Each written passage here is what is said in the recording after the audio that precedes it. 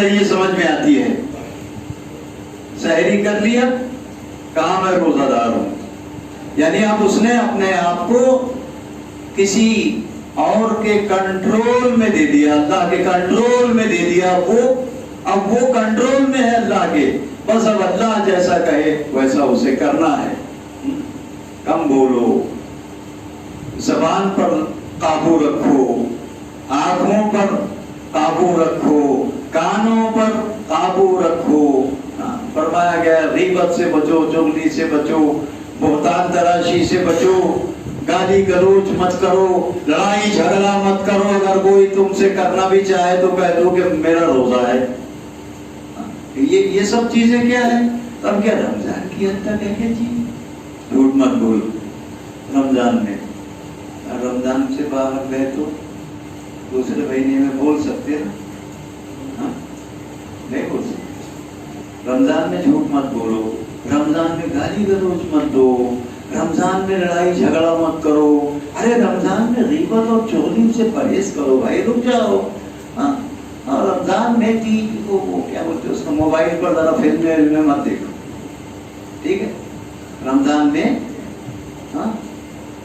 اور کیا ایکٹیویٹی چلتی ہے اس پر, موبائل پر, موبائل فون پر مختلف قسم کی ایکٹیویٹیز ہیں نا, اس میں سب کچھ ہے. سارا جتنا بھی ہے سارا غلاظت کے ڈھیر پر ڈھیر, ڈھیر کے ڈھیر, ڈھیر کے ڈھیر ہے اس میں, ہے نا. تو کہا گیا کہ رمضان میں بچو. کیوں بچو؟ تاکہ غیر رمضان میں بھی تمہاری وہی عادت بن جائے, وہ مزاج بن جائے, وہ مزاج بن جائے تمہارا. یہ نہ ہو کہ رمضان میں متقی تھے اور بس رمضان کا وہ شوال کا چاند نظر آیا اور تقویٰ اگل دیا, پھر تقویٰ اگل دیا, پھر کچھ لینا دینا نہیں ہے. پھر وہ تعلیمات پر سے کوشش چلی گئی, پھر بھول گئے, پھر لگ گئے ہنگامہ آرائیوں میں. پھر وہی رفتار بے ڈھنگی جو پہلے تھی سو اب بھی ہے. تو یہ جو چینج ہے یہ روزے کے ذریعے آتا ہے, جو کہ مطلوب ہے. جیسا کہ میں نے کہا ایمان کا زیور ہے. اللہ نے فرمایا الف لام میم ذالک الکتاب لا ریب فیہ ھدی للمتقین. آغاز کلام ہی میں یہ بات آئی. سورۃ البقرہ جہاں سے شروع ہو رہا ہے, اللہ کیا فرما رہا ہے بھائی, یہ وہ کتاب ہے جس میں ریب نہیں ہے, شک و شبہ کی کوئی گنجائش نہیں ہے. اور دیکھو یہ جو اللہ سے ڈرنے والے لوگ ہیں ان کو راستہ دکھانے والی ہے, ان کے لیے رہبر ہے, ہادی ہے, ھدی للمتقین. قرآن کریم ہادی ہے, قرآن کریم ہادی ہے, ہدا ہے, ہدایت ہے, رہبر ہے, گائیڈ ہے. قرآن کریم بڑی شان والا ہے, بڑا پاور ہے اس میں, بڑی طاقت ہے اس میں.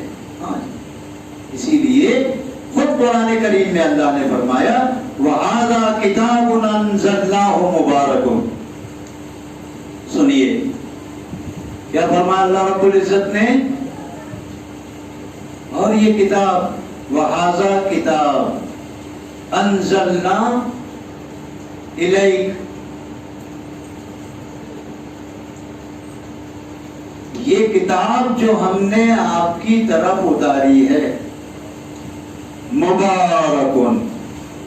اللہ فرماتا ہے کیسی ہے, کیسی ہے, مبارک ہے, مبارکن, مبارک ہے. مطلب اس میں برکتیں ہی برکتیں ہیں. مبارک کسے کہتے ہیں؟ جس میں برکتیں ہی برکتیں ہوں. برکت ہے, برکتوں سے پر ہے. پھر کیا کرو, کیا کرو پھر؟ یہ برکتوں والی کتاب جو ہم نے آپ کی طرف اتاری ہے, نازل کی ہے, آپ لوگوں کے لیے اتاری ہے. اللہ فرما رہا ہے تمام انسانیت کے لیے اتاری ہے, تمام عالم انسانیت کے لیے گائیڈ بک بنا کر اس کو ہم نے بھیجا ہے. ہدایت نامہ انسانیت ہے یہ, بنی نوع انسان کے لیے اس میں رہنمائی ہے. تو کیا کرو, کیا کرو اس کا, اس کی برکتیں کیسے حاصل کرو گے؟ قرآن کریم کی برکتیں کیسی ملیں گی؟ اسی آیت میں ہے وَهَذَا كِتَابٌ أَنزَلْنَاهُ مُبَارَكٌ فَاتَّبِعُوهُ، یہ فرمایا تاکید کا صیغہ ہے، اس میں تاکید کا، اللہ نے تاکید کے ساتھ فرمایا فَاتَّبِعُوهُ، یہ فرمایا پس تم پہ لازم ہے کہ اس کا اتباع کرو، اس کی پیروی کرو، اس قرآن کو اپنی زندگی میں اپنا امام بناؤ، اس کی رہنمائی میں اپنی زندگی کا سفر طے کرو، یہ لازم ہے، اس کا سفر طے کرو، اپنا سفر اس کی رہنمائی میں طے کرو۔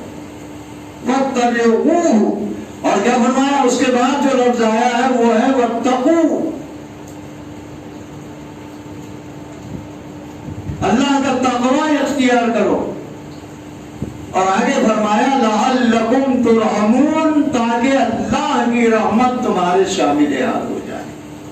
اللہ کی رحمت چاہتے ہو، اللہ کی رحمت چاہتے ہو، اللہ کی رحمت چاہتے ہو، اللہ کی رحمت کے طلبگار ہو۔ اب میں الٹا چلتا ہوں آیت کو آخر حصے سے پہلے حصے کی طرف، اللہ کی رحمت چاہتے ہو لعلکم ترحمون، تو کیا کرو؟ اللہ کا تقوی اختیار کرو، واتقوا، اور یہ تقوی کیسے آئے گا؟ تو وہاں فرمایا کہ اس کا اتباع کرو، قرآن حکیم کے اتباع کے نتیجے میں تقوی آئے گا۔ رحمت چاہتے ہو اللہ کا تقوی اختیار کرو، اللہ کا تقوی چاہتے ہو قرآن کا اتباع کرو، اس لیے کہ یہ کتاب برکتوں سے پر ہے۔ وَهَذَا كِتَابٌ أَنزَلْنَاهُ مُبَارَكٌ فَاتَّبِعُوهُ وَاتَّقُوا لَعَلَّكُمْ تُرْحَمُونَ، معلوم ہوا کہ قرآن حکیم اس لیے آیا ہے، یہ ماہ مبارک اس لیے آیا کہ قرآن کریم سے روشناس کرائے دنیا کو۔ یہ ماہ مبارک اس لیے آتا ہے تاکہ اس کتاب پر ایمان لانے والے کیریکٹرز دنیا کے سامنے آئیں، قرآنی کیریکٹرز، قرآنی کردار، قرآنی انسانی وجود، قرآنی خاندان، قرآنی گھر، قرآنی بازار، یہاں تک کہ قرآنی پارلیمنٹ ہے۔ کیوں جی؟ کیسا یہ جو میں نے ایک لفظ بولا ابھی، نہیں ہے غور کرنے کی بات، وہاں تک تو جانا ہی ہے نا قرآن کو، اور گیا نا قرآن، وہاں تک گیا نا۔ یہ غازی یہ تیرے پراسرار بندے جنہیں تو نے بخشا ہے ذوق خدائی، دو نیم ان کی ٹھوکر سے صحرا وہ دریا، سمٹ کر پہاڑ ان کی ہیبت سے رائی، دو عالم سے بیگانہ کرتی ہے دل کو، عجب چیز ہے لذت آشنائی، شہادت ہے مطلوب و مقصود مومن، نہ مال غنیمت نہ ایشور کچھ ہے۔ یہ مومن ہے جس کو قرآن بناتا ہے، یہ وہی قرآن ہے جسے اللہ نے رمضان میں اتارا، یہ وہی قرآن ہے جو لیلۃ القدر میں نازل ہوا، یہ وہی قرآن ہے جو ایک بندہ مومن کو اللہ کے دین کا داعی بناتا ہے، یہ وہی قرآن ہے جو ایک بندہ مومن کو ہزاروں کے مقابلے میں تنہا کھڑا کر دیتا ہے، اور وہ ہزاروں کا لشکر اس کا بال بھی بادہ نہیں کر سکتا۔ اس کی دعوت قرآن کے کیریکٹرز کو اپناؤ۔ اسلام خالی باتوں کا دین نہیں ہے۔ اقبال نے کہا اقبال بڑا اپدیشک ہے، من باتوں میں موہ لیتا ہے نا، گفتہ کردار کا غازی بن تو گیا، کردار کا غازی بن نہ سکا، مسجد تو بنا دی شب بھر میں، ایمان کی حرارت والوں نے من اپنا پرانا پاپی تھا، برسوں میں نمازی بن نہ سکا۔ جبکہ نماز کا مقصد بھی وہی ہے، روزے کا مقصد بھی وہی ہے، دعوت اللہ، نماز کا مقصد بھی ہے دعوت اللہ، تیاری ہے وہ۔ رمضان پورا مہینہ ایک تربیتی کورس ہے جس میں سے اہل ایمان کو گزارا جاتا ہے، ریفریشر کورس ہے، ریفریشر کورس ہے۔ ہمارے برادران وطن بڑی آسانی سے سمجھ جاتے ہیں، ریفریشر کورس اگر ان سے کہا جائے تو کہتے ہیں بالکل صحیح ہے، ریفریشر کورس ہے، سمجھا؟ ایمان کی پوری طرح سے اوور ہالنگ ہو جاتی ہے، اس میں ایمان چمک جاتا ہے، ایمان منجھ جاتا ہے، سمجھا؟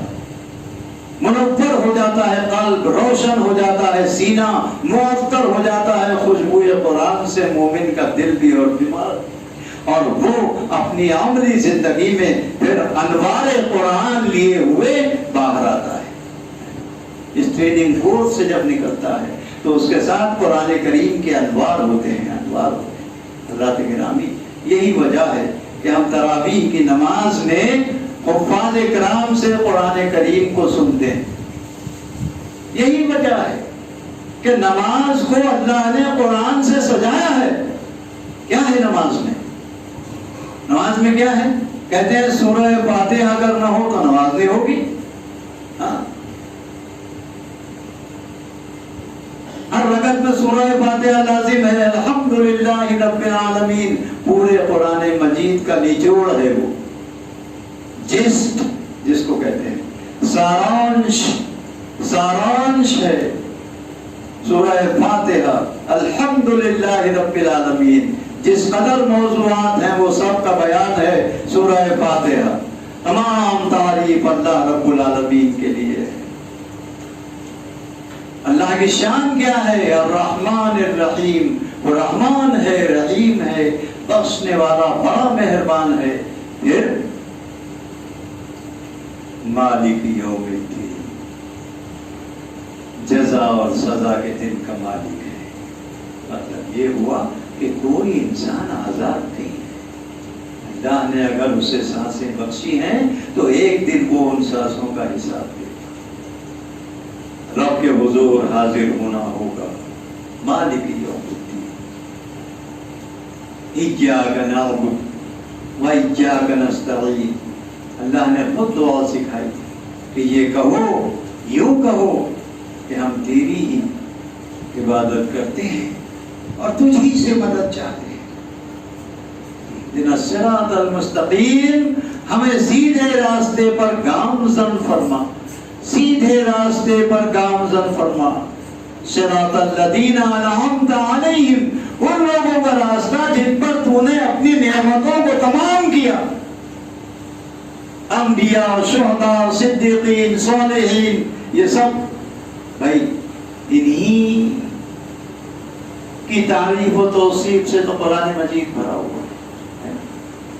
انبیاء کا تذکرہ ہے، شہداء کا تذکرہ ہے، صلحاء کا تذکرہ ہے، صالحین کا اس میں ذکر ہے، صدیقین کا اس میں ذکر ہے۔ ان لوگوں کا راستہ، اور غیر المغضوب علیہم، ان کے راستے پر مت چلانا جو بنی اسرائیل کا راستہ، عاد و سمود کا راستہ، اصحاب الایکہ اور اصحاب المدین کا راستہ، قوم نوح کا راستہ، جن پر تیرا غضب نازل ہوا، ان لوگوں کے راستے پر مت چلانا مولا۔ یہ دعا ہو رہی ہے۔ اور وہ جن جو گمراہ ہو گئے، جو گمراہ ہو گئے، جو راستے سے بھٹک گئے، ان کے راستے پر ہمیں مت چلانا، ان کے جیسا ہمیں مت بنانا میرے مالک۔ ہر نماز کی ہر رکعت میں یہ ایک بندہ مومن اللہ رب العزت کی بارگاہ میں عرض کرتا ہے۔ حضرات گرامی، اور پھر اسی کی تفصیل الف لام میم سے لے کر والناس تک قرآن کریم کی صورت موجود ہے، جس کو کہ بار بار یہ وہ کتاب ہے جس کی قرأت سے کبھی سیرابی نہیں ہوتی. یہ قرآن کریم کا معجزہ ہے، قرآن کریم کا معجزہ ہے. جتنا زیادہ پڑھو گے اتنی زیادہ اس سے رغبت اور قربت حاصل ہوگی، لذت پاؤ گے. مگر اس قرآن کو سمجھو، وہ اللہ کی رسی ہے. ایک حدیث پاک کا مفہوم ہے، اللہ کے رسول صلی اللہ علیہ وسلم نے فرمایا ان قریب ایک بڑا فتنہ نمودار ہوگا. صحابہ کرام رضوان اللہ علیہم اجمعین پریشان ہو گئے. حضرت علی کرم اللہ وجہ آگے آئے اور پوچھا یا رسول اللہ صلی اللہ علیہ وسلم، اس بڑے فتنے سے بچاؤ کا بھی کوئی راستہ ہے؟ کوئی ایگزٹ مارگ ہے؟ کوئی باہر نکلنے کا راستہ ہے اس فتنے سے؟ کون بچائے گا اس بڑے عظیم فتنے سے؟ ہمیں کون کرے گا ہماری حفاظت؟ کون ہوگا ہمارا محافظ؟ تو جناب محمد الرسول اللہ صلی اللہ علیہ وآلہ وسلم نے ارشاد فرمایا جواب میں، کتاب اللہ، اللہ کی کتاب، وہ تمہاری محافظ ہے، اللہ کی کتاب. لہذا اس کو پکڑ لو، اس کو تھام لو، اس کو مضبوطی سے تھام لو. واعتصموا بحبل اللہ جمیعا، اللہ نے فرمایا تم سب مل کر اللہ کی رسی کو مضبوط تھام لو. واعتصموا بحبل اللہ جمیعا. ارے اب دیکھو تو صحیح، اب کیا عجیب بات ہے، کیسی صاف بات اللہ رب العزت ارشاد فرما رہا ہے کہ تم سب مل کر. خطاب اہل ایمان سے ہے، بلکہ پوری انسانیت سے ہے، کیونکہ اللہ نے انسانیت کو آواز دی ہے نا. یا الذی خلقکم من نفس واحدہ، یہ فرمایا ساری دنیا کے انسانوں اللہ کا تقوی اختیار کرو، اللہ سے ڈرو. دیکھو تمہارا رب کوئی اور نہیں ہے اس ایک رب کے سوا. ربکم الذی خلقکم من نفس واحدہ، جس نے تمہیں ایک جان سے پیدا کیا. وخلق منها زوجها، اور پھر اسی جان سے اس کا جوڑا بنایا. وبث منهما رجالا كثيرا ونساء، یہ فرمایا کہ اسی جوڑے سے بہت سارے مرد و عورت اس زمین پر پھیلا دیے. تو خطاب تو ساری انسانیت سے ہے، خطاب تو ساری انسانیت سے ہے، کیونکہ قرآن ساری انسانیت کے لیے ہے. قرآن ہادی ہے، رہبر ہے، رہنما ہے، اور سارے انسانوں کی ہدایت کے لیے آیا ہے، اور اس کا مکلف بنایا گیا اہل ایمان کو. اللہ کے رسول صلی اللہ علیہ وآلہ وسلم فرما رہے ہیں جو کلام الہی ہے، یا ایھا الناس، یا ایھا الناس، ہے ساری دنیا کے انسانوں سنو، انی رسول اللہ الیکم جمیعا، میں تم سب کی طرف اللہ کا رسول ہو کر آیا ہوں. میں تم سب کی طرف اللہ کا رسول ہو کر آیا ہوں. یہ رسول ہے تمام انسانوں کے لیے. رسول پر نازل کردہ جو کلام ہے وہ تمام انسانوں کے لیے، اور اس آخری رسول کی امت، اللہ کا آخری رسول تمام انسانوں کے لیے، اللہ کا آخری ہدایت نامہ تمام انسانوں کے لیے. تو پھر اللہ کے اس آخری رسول کی امت وہ کس کے لیے؟ وہ کس کے لیے؟ کس کے لیے؟ یہ امت کس کے لیے؟ ارے بھائی یہ بھی انسانوں کے لیے. کنتم خیر امت اخرجت للناس. رب الناس کی طرف سے آخری رسول جو تشریف لایا وہ تمام انسانوں کے لیے. اس رسول پر اللہ نے جس کتاب کو نازل فرمایا قرآن حکیم تمام انسانوں کے لیے. تو یہ اعزاز بھی اللہ کے اس آخری رسول کی آخری امت کو اللہ نے بخشا ہے کہ وہ بھی تمام انسانوں کی ہدایت کے لیے برپا کی گئی ہے. بتائیے کیا ٹھہرا مقصد ورود؟ وارد کیے جانے کا، پائے جانے کا مقصد اس امت کا کیا ٹھہرا؟ جیسا کہ میں نے اس سے پہلے عرض کیا ہوں کہ اگر یہ کام ہوتا ہے دعوت اللہ کا تو یہ پتا دے گا کہ میں موجود ہوں. یہ پتا دے گا. کنتم خیر امت اخرجت للناس، تم بہترین امت ہو اور تم کو ہم نے انسانوں کے لیے برپا کیا ہے. تم کو ہم نے کس کے لیے برپا کیا ہے؟ محلات تعمیر کرنے کے لیے نہیں برپا کیا. تم کو زمین سے سونا چاندی ہیرے جواہرات نکالنے کے لیے نہیں برپا کیا. تم کو مال اور دولت کے ڈھیر اکٹھا کرنے کے لیے نہیں برپا کیا.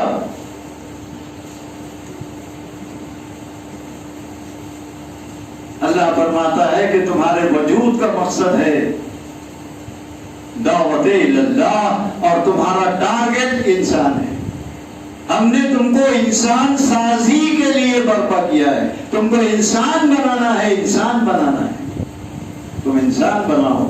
تمہارا ٹارگٹ انسان ہے. تمہاری محنت کا میدان انسان ہے. انسان، تم انسان بناؤ. تم انسان ساز امت ہو. تم داعی امت ہو. کنتم خیر امت اخرجت للناس تأمرون بالمعروف وتنہون عن المنکر وتؤمنون باللہ. اب ہے اخیر میں فرمایا وتؤمنون باللہ. اللہ پر ایمان رکھتے ہو تو اس ایمان کا تقاضا ہے اور لازمی تقاضا ہے. یعنی تمہارا ایمان تمہیں فائدہ نہیں پہنچائے گا، اس وقت تک نہیں پہنچائے گا جب تک تم امر بالمعروف اور نہی عن المنکر کا فریضہ انجام نہیں دو گے.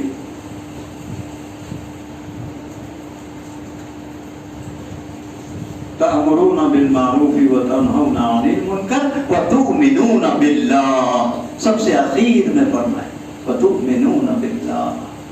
تمہارے ایمان کی حفاظت کا ذمہ ہے امر بالمعروف نہی عن المنکر. یہ ہوگا باقی رہو گے، ورنہ نہیں رہو گے.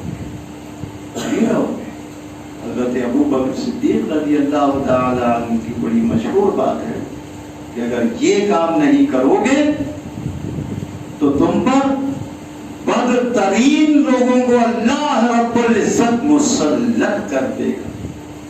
کیسے لوگوں کو مسلط کرے گا؟ جو انسانوں میں سب سے بدتر ہوں گے. بدترین لوگوں کو، بدتر بھی نہیں، بدترین لوگوں کو تم پر مسلط کر دے گا. وہ تمہیں ایذا پہنچائیں گے، تمہیں تکلیف دیں گے. یہ بھی ہے اس میں الفاظ.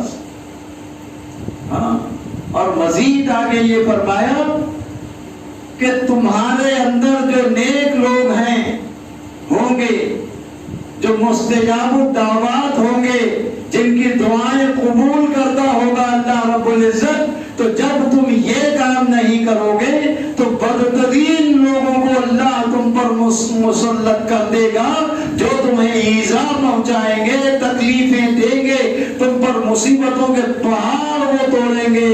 سمجھے؟ اور جو مستجاب الدعوات لوگ تمہارے اندر ہوں گے، جو دعائیں کرنے والے ہوں گے، ان کی دعائیں قبول نہیں، رد کر دی جائے. تو شہر رمضان شہر قرآن ہے. ماہ رمضان ماہ قرآن ہے. یہ قرآن اللہ رب العزت کی سب سے عظیم نعمت ہے. یہ قرآن صرف کتاب ثواب نہیں ہے بلکہ یہ کتاب ہدایت ہے. لہذا اس کتاب کو سمجھنا ضروری ہے. سمجھیں گے تب ہی عمل کر سکتے ہیں. اللہ رب العزت سے دعا فرمائیں کہ اللہ تبارک و تعالی ہم سب کو یعنی امت مسلمہ کے ایک ایک فرد کو اپنی اس عظیم المرتبت ذمہ داری کا احساس کرنے کی توفیق مرحمت فرمائے. اللہ رب العزت اہل ایمان کو، اہل اسلام کو دین کا صحیح فہم عطا فرمائے.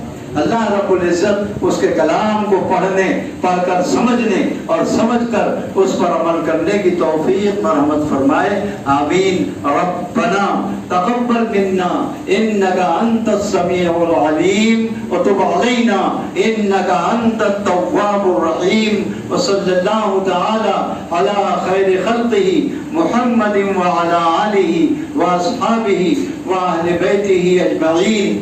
سبحان ربك رب العزة عما يصفون وسلام على المرسلين والحمد لله رب العالمين. جزاكم الله.